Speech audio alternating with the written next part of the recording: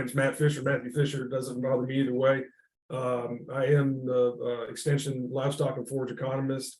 I'm based in the upstate, but I do cover the entire state. So at the end of my presentation, if you need to contact me, don't hesitate. If you need to send me an email and remind me about something, don't hesitate on that either.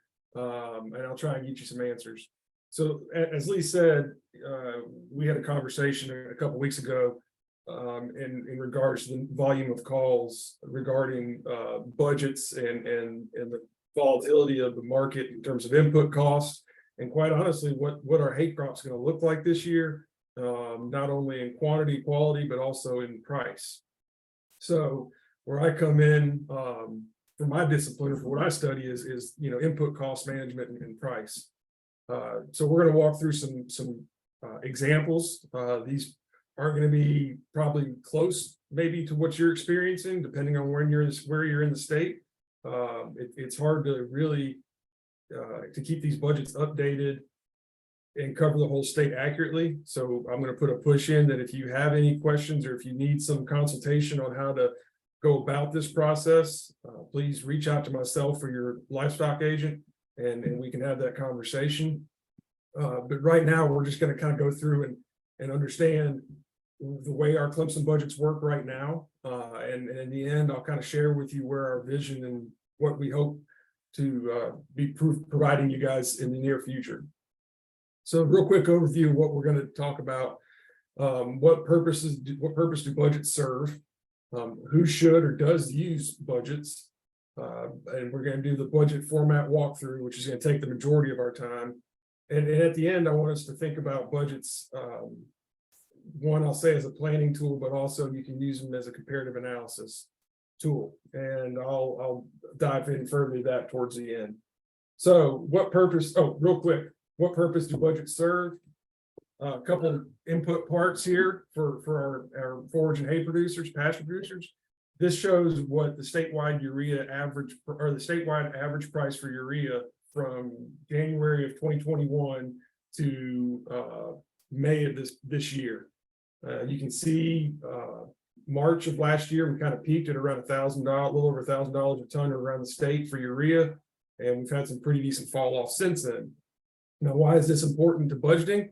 Well, it's important to budgeting because if you're doing your spring green up nitrogen application around March into April of 2022, you're going to incur substantial costs in that green up in that first application. And you're going to have to understand how that's going to impact what it's going to be, your production price. And then you can see also, if you're pre-purchased fertilizer back in last part of the year, November to December of 2022, and you pre-purchased it for this coming growing season, you might have pre-purchased urea at a little less than $800 a ton, where come into the growing season, you could have been procuring that same fertilizer for about $575 a ton. So those are kind of important things to understand. Likewise, with lime, it's a little different with lime because we see lime that's lime applications that spread across multiple growing seasons. But you can see the same thing happen. We saw a rapid ramp up in price. Again, this is South Carolina statewide average, and both of these are data collected by USDA out of Columbia. But you can see that we had a pretty drastic ramp up in lime price. We went from rocking along right about a little over $50 a ton spread at the farm to we're about now seeing a new normal of a little over $80 a ton. Again, to my point, that might not be what you're paying, which is great if you're paying less. If you're paying more, then that's another conversation and a need for understanding an individualized budget for your operation. So what's the purpose and who uses them? As I mentioned, the purpose, to understand the input costs that you've got going in, that planning for the upcoming production year, understanding what your cost and anticipated revenue is going to be.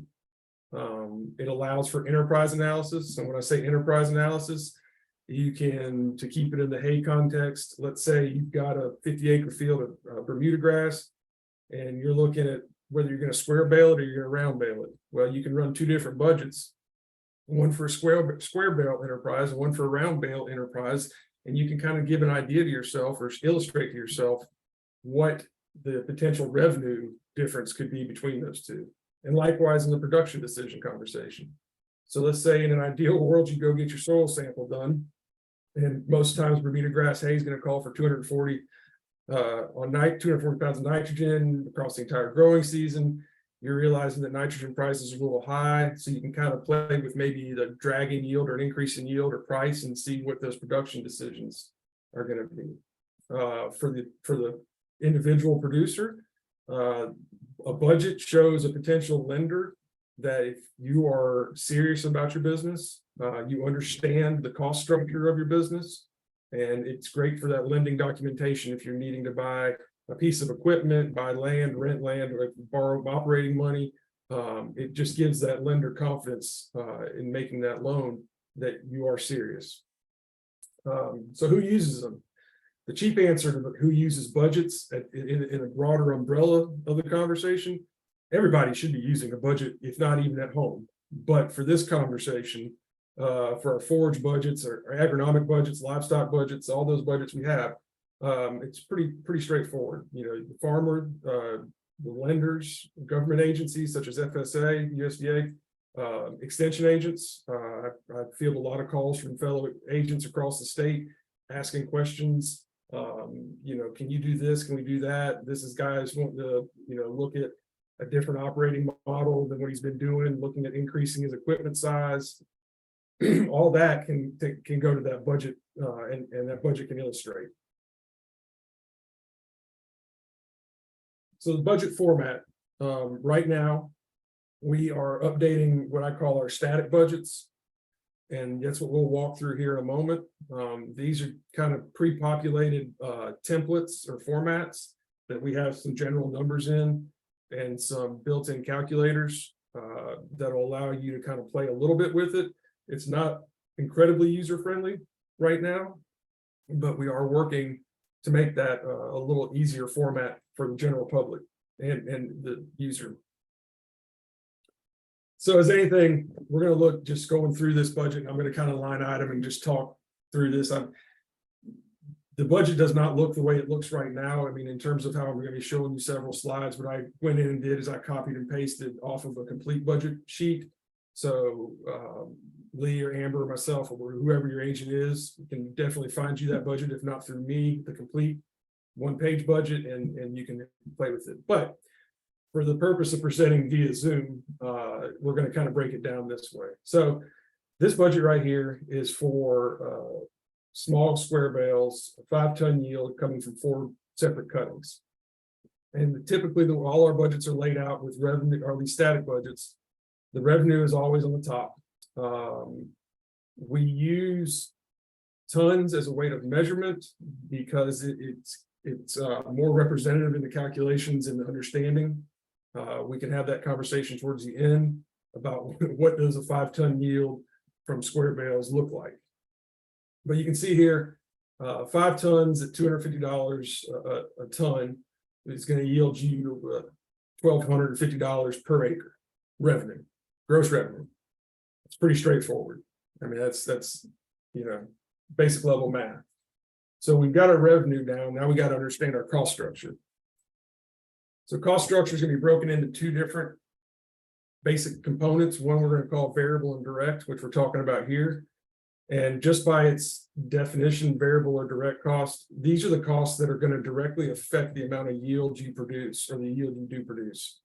So it goes without saying, nitrogen, you're seeing fertilizer, nitrogen, phosphate, potash, liquid nitrogen spread, lime, herbicides, custom spread, twine, tractor machinery. It's important to note that the tractor machinery component on this, you're going to see tractor machinery again, but the tractor machinery here is that variable component, meaning the amount of repairs you have to make in a given production year, how much fuel you consume in a given year.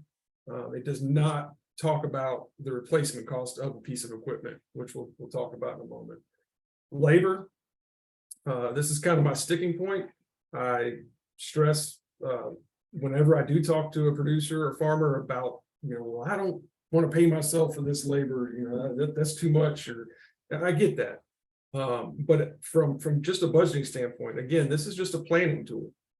It's important to remember that this is going to show you that labor value, that $173.70 an acre, is effectively what your time's worth. And you can kind of look at it that way. A lender's not going to look down on that. Arguably, I would say that they would maybe favor that kind of opinion, because you're taking the true cost of the production into account. Interest on operating capital, we have that in there. There are some producers, I'm sure, that have operating loans or operating capital, and that's just to account for that.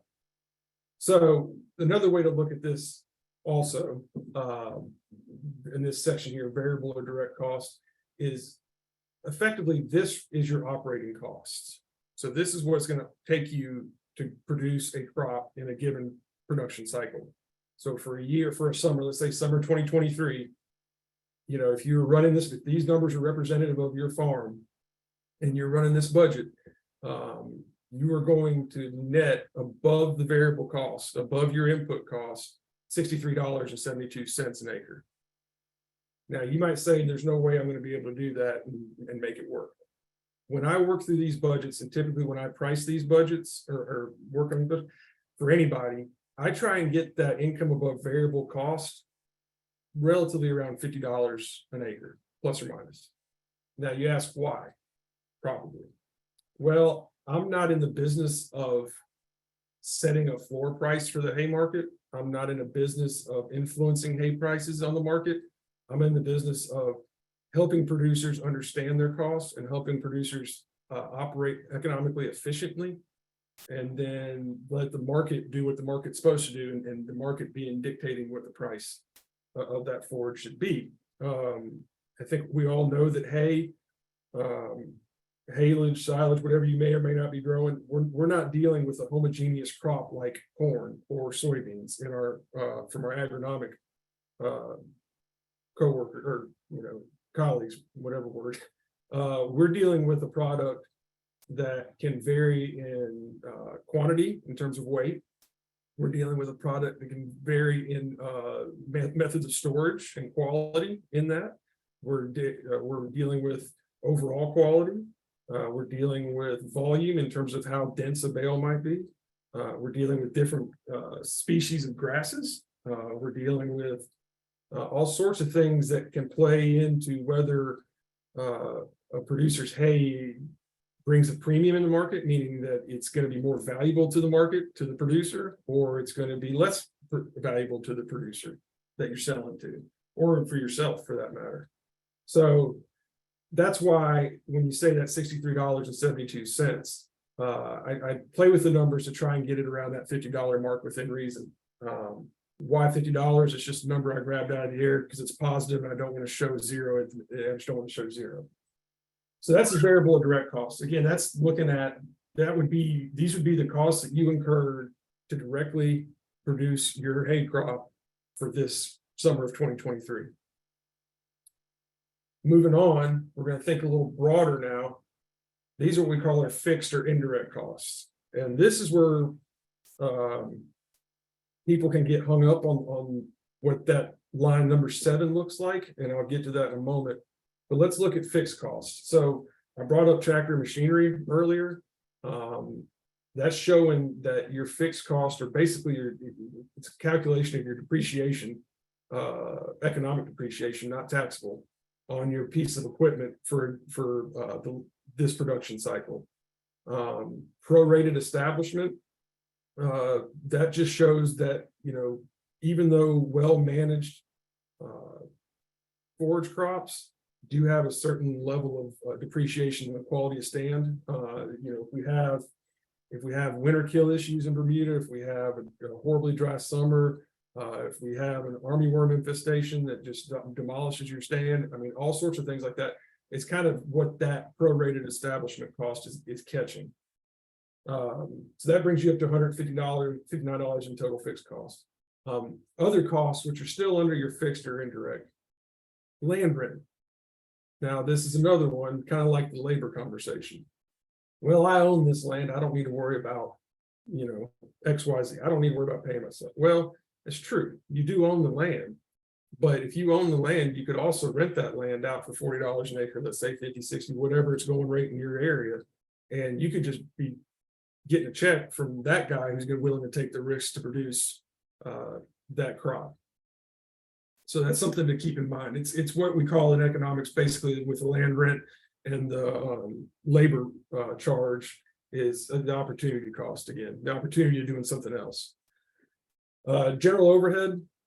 This is really just to capture anything that's not caught in the budget: taxes, infrastructure, in terms of barn storage, potentially, that kind of stuff. So that's just a catch-all, and there's no, it's all, you see 7% that can be played with. That's just a function of the overall costs of the operation. So you see total cost 1468. That's including your variable cost and your fixed cost. So net returns to risk management, which is a fancy way of saying what are you putting in the bank when you account for all your costs for this, we're $218 in the hole. Again, remember that I shared with you, I play with that variable cost number to kind of keep it around that $50 mark. So, if, depending on your pricing market for your hay, you can see that number definitely in the positive. The next line on these budgets, we have what we call the break-even yield and break-even price. So I mentioned, so on the variable cost, the break-even yield, if you're not at 4 3/4 of a ton, you're not going to break even in this scenario. And this all calculates in the budget. This is nothing you have to do. You just fill out some things, like I said, with the help of myself or an agent or yourself after some guidance. If you need to cover that total cost line down there, that number 6, you're going to have to be around the a little less than 6 tons to the acre in your yield. The pricing, now see, this is where it's going to be interesting. So the break-even pricing, now the break-even pricing would be giving you zeros for, let me back up one, be giving you zeros at line 3 here and zeros at line 7. Oh, sorry, line 6. So you can see I had it originally priced at $250 a ton in the first revenue slide. Well, you can see that if you're going to break even, that means a 0 on line 3 in the previous slide, you'd be pricing at $237 a ton. So total cost, you'd be 0 at line 6, and you'd be pricing just a little under $300 a ton. So that's the next section. Now we're going to kind of go away from our cost analysis to a little extent. So included in the budget, we have what we have here is our machinery schedule, and this can be amended or to a certain extent in the blue or in the choice of equipment. The labor hours, machine hours, variable costs, fixed costs, those are all predetermined. We use various universities' models on machinery costs across all our budgets. And we're in the process of updating that as well, due to the way the equipment market has been here as of late, the past 2 or 3 years. But you can see that this gives you, and this is on the same budget sheet that you'd be able to download or print off from the extension website. It's just showing you the equipment that's being used in this operation and how the cost breakdown works out for that. Likewise, the chemical schedule. I think it's fair to say, just like in the machinery schedule, I'm not going to say every hay operation is like a snowflake or a fingerprint, meaning it's individually different, but there are a lot of different ways to grow hay and harvest hay. One of them being what equipment you use and how you use it. Number 2 would be your chemical schedule, what I call the chemical schedule. This is a Bermudagrass budget. I think we've pretty much got everything knocked out here in terms of burn down, pre-emerge, armyworm application, pastors in there for Johnson grass control, 2,4-D for broadleaf, and it shows you again the price and cost per unit on this, and the quantity are basic label recommendations. We're still working through some details on that, but we can manipulate some of that, and then it's just a simple calculator to give you your total per acre cost. The nice thing about this, if you run this schedule in the beginning of the year, or let's say at the end of the production year, and you're wanting to pre-order chemicals, you can make some phone calls and you can find, what your baseline application rate is going to be, and you can start looking at, what's the most economical use of your money when it comes to chemical applications. This is kind of a better illustration of those break-even tables that I showed you. So obviously red's no good, that means negative. Black means you're in the black, means you're making some money. But this just matrix right here, and we have these with we're working with all of our forage hay budgets to have these break-even yield matrix. So this is just income above that variable cost. Again, this is what it costs you to produce, in that growing year. So we can see really the sweet spot. Like I said earlier, we talked about that five ton yield at $237.50 a ton. It's going to get you $1.22. I mean, that's about a break even as you're going to get in this matrix. You can see though, the further to the right you move and the further down you move, meaning a higher price, higher yield, you're looking better and better every day. So this will automatically populate based off your inputs on that budget. And it'll let you kind of play with where's that sweet spot going to be for you. So I've said a lot about price per ton, and quite frankly, I understand that that's probably been, one sec. What's that? Let me see. I've just got the chat, bear with me.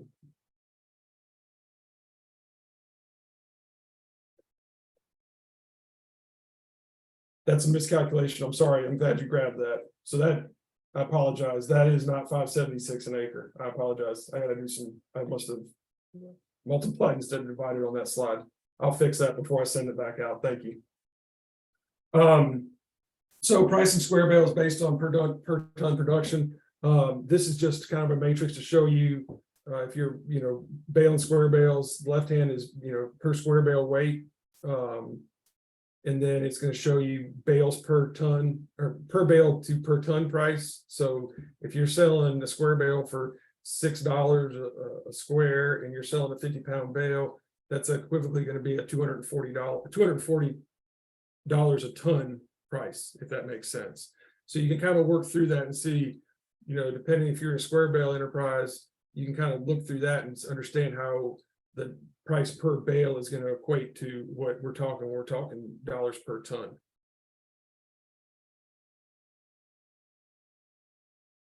So comparative analysis. When I mean comparative analysis, it allows you to take two different options, whatever those options could be, and using a budget, you can kind of plan out what your expected revenue, cost, and projected profit or loss is going to be for each enterprise. So using these budgets, I'm going to use two examples here. Let's say, for example, you've got two different landowners that are wanting to rent their ground to you, and you're wanting to rent one or the other, and you're trying to figure out which one you're going to rent from. So you go and pull soil sample to understand the baseline of what the underlying nutrients are in the soil. So let's say you pull Bermuda hay sample 1. You can see we're pretty medium to sufficient or sufficient to, if not medium, on everything. pH is in a good spot. Looks like this ground's been taken pretty good care of. Recommendations are again that 240 on the nitrogen, doesn't need any phosphorus, and 100 pounds of potash. So then you take your sample from neighbor number two, and you can see this ground needs a little more attention. So you're going to run 240 on the nitrogen, 100 on the phosphorus, 100 on the potash. You're going to need, half a ton of lime. So what does that mean? Well, just from looking at these soil samples, let's say I'm going to go with guy number 1. I mean, heck, it looks like it's better ground. It looks like I can, make a better go of it there. But where I come in is, let's look at what the dollars and cents are on it. So for growing season 1, you took your soil sample. If you're gonna put out your nitrogen, your potash, doesn't call for any lime, you're looking at $263 an acre, $264 an acre in fertilizer costs. Well, the guy number two that didn't have such great ground, you're looking at, your all three, your MPK and your lime requirement, you're up to 384 a ton, or 384 an acre, sorry. So you're about $120 more to get that sample two into good growing condition. So that gives dollars and cents to it, but that's not maybe the whole story. Maybe there's some other benefits to it. Maybe one's offering you free rent, the other one's going to charge you rent, all those kind of things. So you can really put numbers to it, and those numbers will tell a better story on how to move forward in those two instances. So that's what I mean by comparative analysis. You're comparing two alternatives with relatively the same information as the costing structure, and then you can kind of break down and see where it comes in. Likewise, I know we all saw fertilizer prices, like we saw in that previous graph, ramp up. This is a 4x5 round bale operation, 5-ton yield from 4 cuttings, Bermudagrass. Again, you see that pricing, $120 a ton. What I did here was I simply compared 2016 fertilizer prices to 2018 fertilizer prices, anyhow, prior to the ramp up. And then I compared it to basically our highest point to see what that just fertilizer input had the effect on our price. So I've got it $120 a ton. We've got our nitrogen, our phosphorus, our potash, we've got all that in there based on our soil test recommendations. And that 70 cents a pound for nitrogen, 49, all those prices are pre-ramp up prices. So I try to keep these simple. I didn't stick to my $50 rule on this, but I try to keep them as close to possible. And you can see for historical fertilizer prices, we're at $146 a ton, above income above variable cost, excuse me. So then I played with it a little bit, and I said, well, let's see what happens when we ramp up fertilizer prices. So the only thing I changed was the nitrogen, phosphate, potash, and liquid nitrogen prices. And then I had to play with the actual revenue. So the $155 a ton price is where I came up with to get as close to I could to that 145 from the previous slide. So you can see just the increase in fertilizer prices that we saw or we experienced last year. Really just to break even on the fertilizer increase, you're increasing your price of your hay by $35 a ton. Now, again, I know that doesn't give much explanation for you, given that we don't really talk in tons as much as we talk in bales. So to kind of give an explanation, I ran it on that somewhat break even analysis that I just showed you. So this is going to show you for the various bale sizes, 4x4, 4x5, 4x6, 5x5, 5x6, estimated weights. This comes out of Texas A&M for estimated weights. The benchmark, that first slide I showed you where we were selling our hay for $120 a ton, that equates to the following prices there on the benchmark. So let's say for that 4x5 example, the break even, pretty much break even on variable costs, we're at $52.80. Now, when we go up to that about 200% increase in fertilizer price, we're $68.20 to basically bring home the same amount of money. So you can see how that affects those things in the comparative analysis. Helps you understand from a producer standpoint your cost, and more importantly, maybe even from an educational component to your consumer or yourself about how much it's really costing to put this fertilizer out, and you're not raising the price of your hay just because you want more money, you got to buy a new car. You're just trying to make sure that you're still surviving at the end of the day. So I maybe talked a little faster than I intended, but in good nature, and to leave time for questions and respect your time during your lunch hour. In closing, I want to make sure that we understand that budgets are planning tools. They are not financial analysis tools. However, they are great to start the crop year off with, and they're great to review at the end of the crop year. So you can look at your receipts and you can look at what you actually paid or what you actually did and compare it to what you thought you were going to do. and that'll make you a better planner for the next cycle. And we're going to always be learning. There's always going to be mistakes or things that we got wrong, or good Lord didn't give us the rain we thought we were going to get, all those kind of things. But it's just important to learn from those.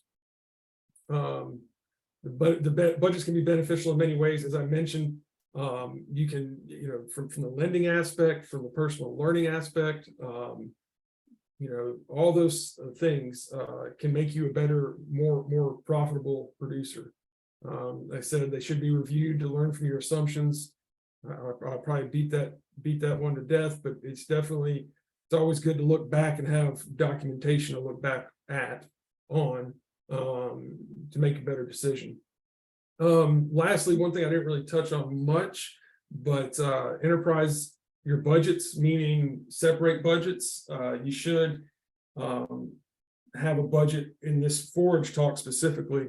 You should be able to have a pasture budget, a round bale budget, a square bale budget.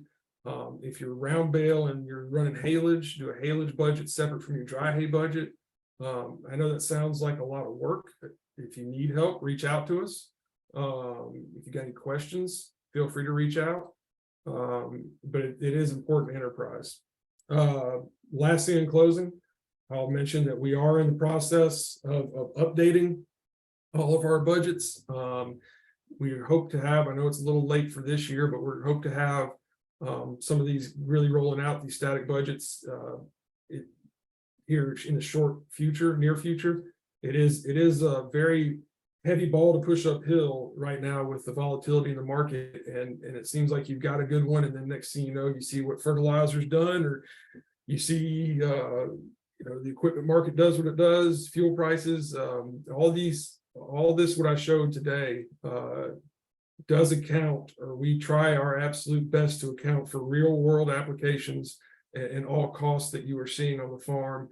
And as I mentioned, even those costs that you don't tangibly touch, like a jug of Roundup or a tractor steering wheel, there's those opportunity costs that need to be kind of brought in there to show you yourself or the lender or whoever you're working with that you're serious about your operation.